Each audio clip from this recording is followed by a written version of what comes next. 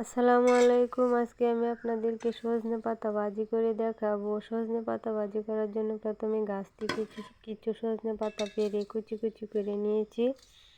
সাথে কিছু কাঁচামরিচের ফালি, পেঁয়াজ কুচি এবং রসুন কুচি নিয়েছি। এখন চুলাতে কড়াই বসিয়ে দেব, আর কড়াইটা গরম হয়ে আসলে পরিমাণ মতো তেল দিয়ে দেব। তেলটা গরম হয়ে আসলে কাঁচামরিচের ফালি, পেঁয়াজ কুচি এবং রসুন কুচিগুলো দিয়ে দেব।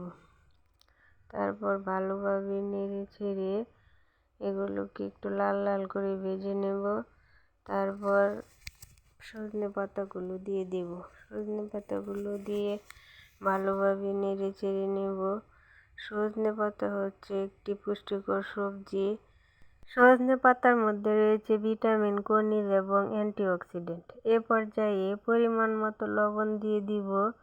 তারপর ভালোভাবে নেড়ে ছেড়ে দেব যাতে তলাতে লেগে না যায়। সজনে পাতা খেলে মুখে রুচি বাড়ে, দৃষ্টিশক্তি বৃদ্ধি পায় এবং শরীরের রোগ প্রতিরোধ ক্ষমতা বাড়ে। তাই সজনে পাতাকে বলা হয় সুপারফুড।